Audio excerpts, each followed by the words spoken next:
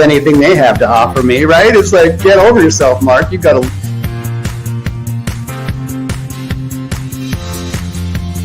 I believe if we could be indivisible, we would be indestructible. And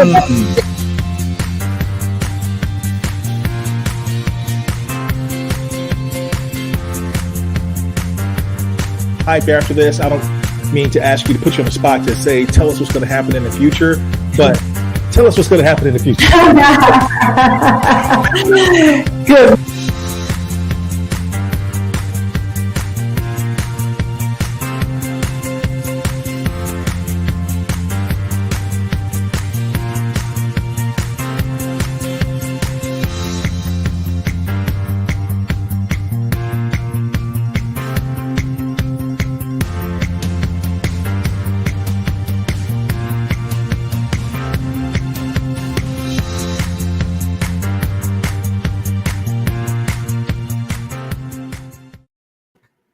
All right. Welcome, everyone, to another edition of Keep Leading. Keep Leading Live. Keep Leading Live is a program that is dedicated to leadership development and insights. I'm your host, Eddie Turner, the Leadership Accelerator. I work with leaders to accelerate performance and drive impact through the power of executive coaching, masterful facilitation, and keynote speaking. We are streaming live on LinkedIn, Facebook, and YouTube. So if you are with us and you are so inclined, I want to invite you to go ahead and press that share button so you can share it with those in your feed so they can join our conversation. And if you would like to, go ahead and hit that chat button and tell us where you are located. We'll see your name in some cases. In some cases, the name doesn't come through. But if it comes through and I see you, I'll definitely acknowledge it and have you be a part of this conversation. As we close out this month where we celebrated women, International Women's Day, I wanted to close out this month with the conversation about women's leadership. And to talk about women's leadership, different aspects of it, I have invited a phenomenal guest. My guest today is an executive and leadership coach named Sheryl Brinkley. And Sheryl empowers women to lead more effectively. She's a women's leadership pipeline builder and sustainer. She's focused on high potential women who want to accelerate their careers. Sheryl has a proven track record catapulting leaders to discover their self-confidence and signature strengths. She helps them realize their untapped potential. She's an International Coaching Federation accredited coach who's also certified in emotional intelligence and mental fitness. She earned a Women's Executive Leadership Certificate from UC Berkeley.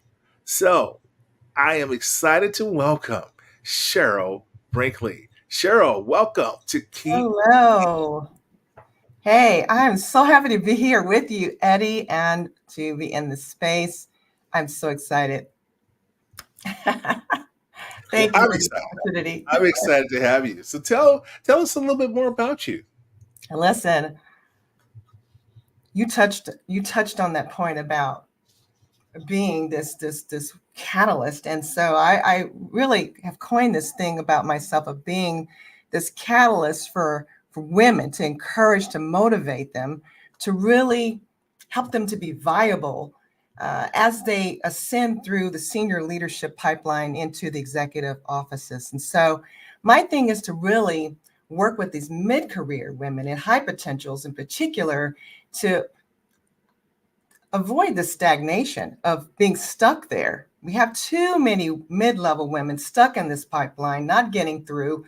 And we have a few women kind of popping through and getting all the way up the chain. And I really want to see how I can make a difference in this space of helping them lock in with keeping their head in the game while they play the game, and also feeling like they can really rise to the occasion of sitting in these offices of C-suite, owning their power and making impact while doing so. So this is something I'm quite passionate about. And I believe that women are more than capable of leading at the highest levels. And so that is my mission and that is my passion. You said you help them stay locked in and keep their head in the game.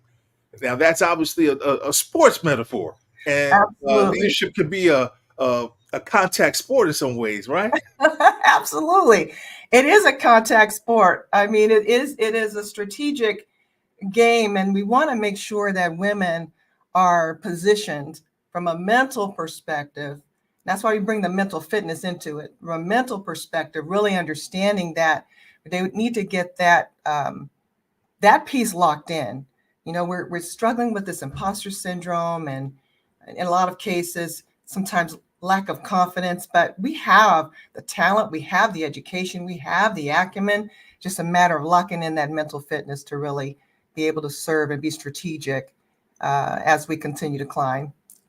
Indeed, locking in that mental fitness, and so it's a really it's a crisis at this point in our in not just our country but around the globe Mhm. of mental fitness. But you said something else that I found interesting when you talked about the imposter syndrome. Right. And I was privileged to do something for one of our PBS affiliates, and I quoted the work of Dr. Ruth Goshen, and Okay. she said something that I just found phenomenal. It just stopped me dead in my tracks in the article she wrote in Psychology Today. And she said, unsuccessful people don't experience the imposter syndrome. Only Mm. successful people. So you're feeling that way because you're a success. And I Oh, just thought that was a beautiful way to reframe that and think about it. yeah, absolutely. Absolutely. Now you're having quite an impact. You're having such an impact. We have some folks who tuned in on YouTube. We have a couple on Facebook, but we Wonderful. have someone joining us from LinkedIn who says she's a former client. So Miss Spells has joined us, and she says, "Yay, Cheryl! As a former client, I can attest to Cheryl's greatness as a coach and a true confidant." Ooh, thank you for that. So thank Wonderful. you, Nasira, if I'm pronouncing that correctly, And for Nasira, Nasira. Hi, Nasira. Nasira. Excellent. Thank you for tuning in, and thank you for uh, adding your voice to our conversation. We certainly appreciate that. Yes. Now, tell us a little bit more because you mentioned this in your opening words, and I alluded to this in your bio, that you're known as a women's leadership pipeline builder and sustainer. Tell us more about that, please. Well, this mid-level space is the spot where a lot of us are stuck in, and I'm going to speak from a person that's been there. Okay, I am she. I was there. I was a part of that that middle space for some time, and not only finding myself, you know, working to do all the things to really try to accelerate my career, working by myself and doing so, thinking that I'm playing this game, and then I'm actually in the game, and delivering all the goods, smashing all the goals, continuing to drive all of these um, business goals forward, and not really paying attention to being intentional about driving my own career. And heck, I wasn't the only one. And as I was getting there and sitting in this space myself, I noticed that I was not the only one. And I said, how is it that we have so many women sitting, we get so far and then we just plateau, And I'm saying, well, what am I doing? Is there something that I'm doing here that I need to make some adjustments on? And so for me, um, the big question I had to come to realize and ask myself was, who are you more loyal to, Cheryl? I mean, listen, are we being more loyal to the organization? Are we being more loyal to the leader that we're working for? Um, what is it that you need to do to really understand how to get some traction around here and really leaning into making some shifts? And so, um, that was part of the story that helped me to determine how I needed to learn how to pivot myself out of, being where I was and moving in a direction that I felt I can make some traction. And so that was the start of putting me on the path to getting certified as a leadership certified professional myself, and ultimately in the space of coaching, when I noticed that I think I'm being a little bit more too loyal to what I'm doing as far as delivery on the work and not really leaning into growing my own career. And what I also came to learn statistically, that a lot of us spend more time planning our vacations than we do actually working on growing our careers. And so I know that I was doing that myself. And so this is an area of passion for me, to really help others to see that we have to have a mindset that is more in line with aligning myself to doing both, and delivering on the work, but also making sure that I'm intentional about growing my career at the same time. Cheryl, you're saying that we spend more time planning our next vacation than worried about how we're going to develop our careers. A lot of us are doing that. We'll spend, I guess the statistic actually says about 40 hours planning a vacation. And I'm sure that more time is spent in international planning, if you've got children and all these other things logistically, than we really are being intentional about leaning into what are my goals for my aspiration? How far do I want to get? And what is my plan to get there? And you speak with a lot of passion when you're talking about this. What makes you so passionate about this? What makes me so passionate about this is that I know that women are capable, women are highly educated, and we just need a little bit something more to help us to unlock what's going on the inside as far as our dreams are concerned, and being able to move in a direction. Now, the thing is that a lot of us are waiting. A lot of us are waiting for someone else to create this pathway for us. I think I was in that camp also. I was waiting for someone to tap me on the shoulder and say, hey, let me put you in the game. But no one can. Does that tap ever come, Cheryl? That tap never came, Eddie. The tap never came, okay? But the thing about this is that once I realized that I needed to follow my own bliss, I actually read that book, right? To really say, hey, what am I most passionate about? And as you hear me speaking this from my heart and my spirit today, I was finding that in my roles, that I was becoming more in tune to my superpowers of coaching, mentoring, and developing talent. And I wanted to figure out how to lean into that. Now, this thing about, mind reading, no one can read your mind, and no one can read my mind. And so until I can get clear about what I really wanted to do and how I wanted to grow my career, I couldn't articulate it to anyone. They can't help me if I can't articulate it. People would ask me, well, what do you want to do? I don't know. I have to make sure that I am getting that clarity first, and then I can articulate that. And then people can come alongside and help me to get there. And once I discovered that clarity, then people were able to say, hey, I've got some people that you can talk to that might be able to answer the question for you, or tell you about their story, to give you some insight about how to navigate. And so now we can get, mentors on board. Now we can get people that may want to sponsor you on board. So these are the things that I feel like women can really be leaning into to really help them continue on their forward progression up the chain of command. Going back to your illustration about the planning, that stat. So I hear you saying that just as we research different locations and what might be needed, and when we're not sure, we might talk to someone and get a couple of personal reviews from people who may have visited a location.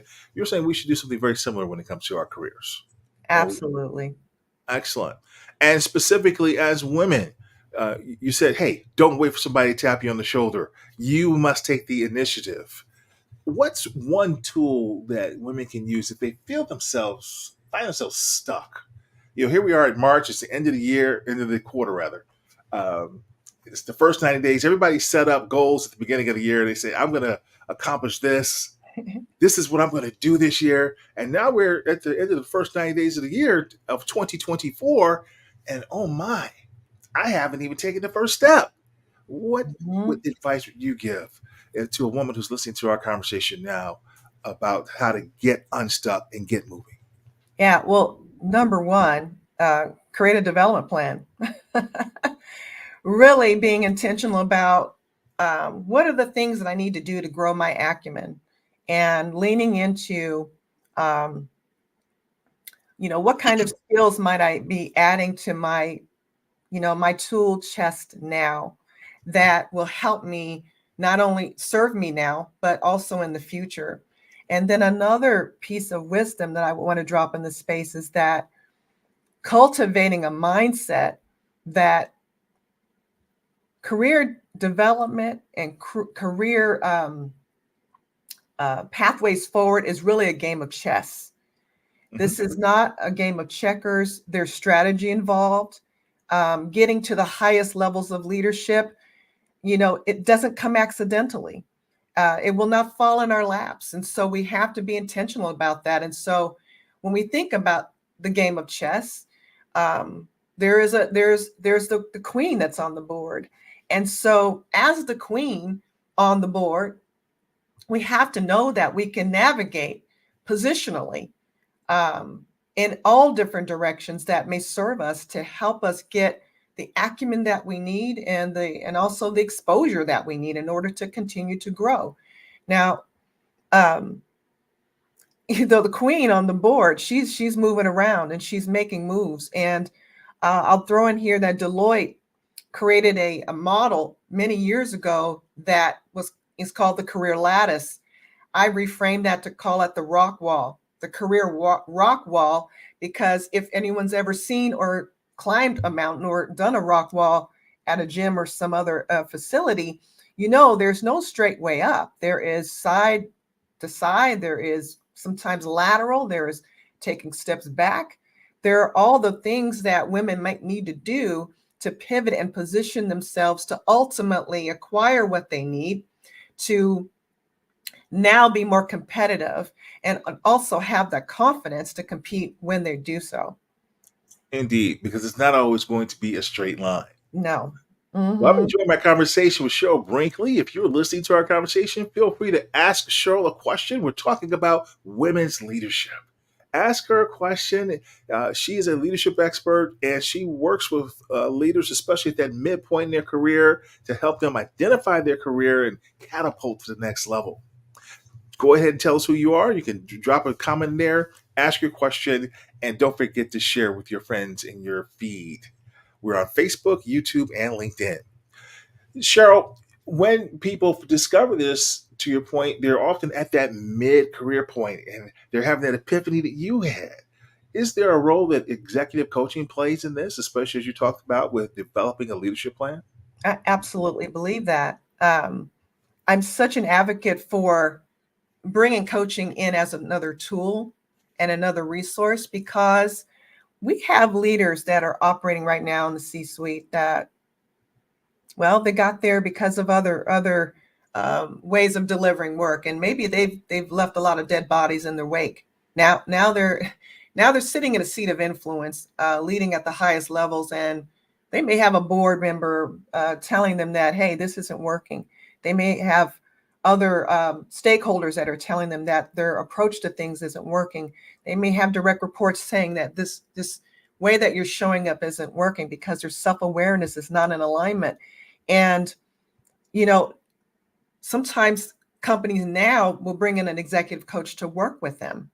And, well, there's a lot of other players involved in the mix now, because you've got an audience of HR and you've got these other stakeholders trying to see if we can turn this leader around. And so what if we were able to work with these leaders, further down the rung? Because heck, if they're not addressing their habits that they have, growing through the middle all the way up the chain, they're taking those habits with them, and those habits are not serving them. And Marshall Goldsmith wrote the book, What got you here won't get you there. There are things that at every leadership level, from an acumen perspective, we're supposed to be learning. We're supposed to be mastering as far as people leadership is concerned, and as far as our ability to influence and our ability to, gain allies to help us achieve business objectives. And so if we're not getting the development that we need at the lower rung levels, then we're basically,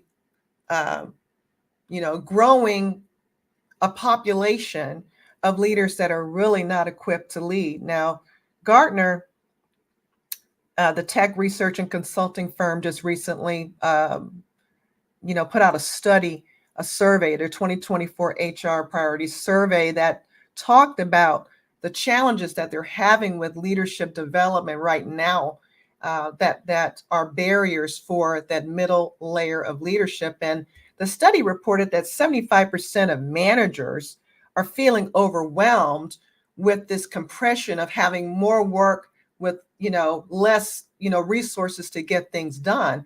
And also 71% report that mid-level leaders are not effectively being developed. Now, if we're not taking time to develop these mid-layer leaders, then what we're doing is creating senior leaders that are really not equipped to handle this, the waves and the change that we are seeing on the horizon with the rise of AI and other things that are on the change forefront for business. And so we have to have leaders that have a mentality that will allow them to survive the winds of change, also in this new paradigm of working in a hybrid situation, new generations coming into the workforce.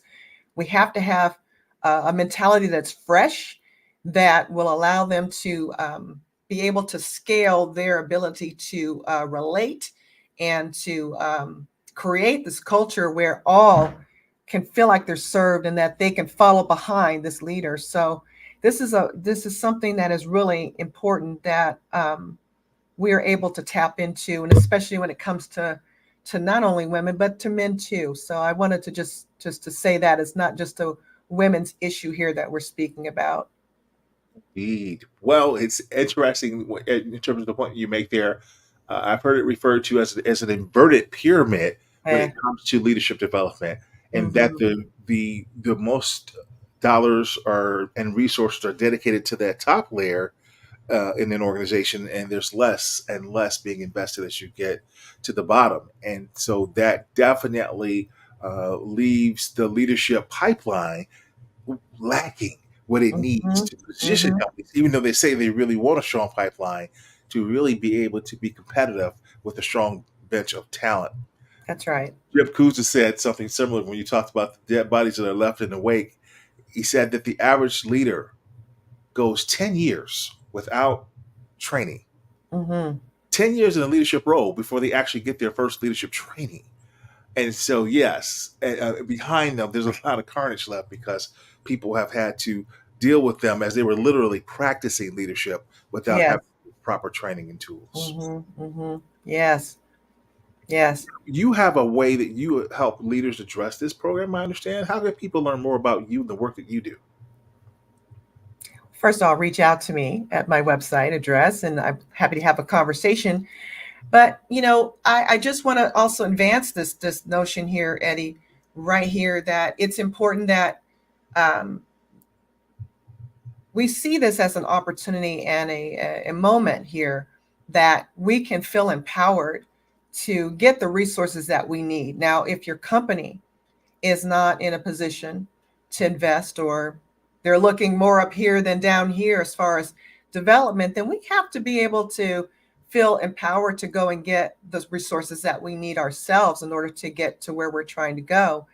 And I will just drop into the space here that 80% of people working with a coach typically, report that they're increasing their confidence after having worked with a coach. And 71% are coming through a coaching experience feeling like they've got more juice to perform.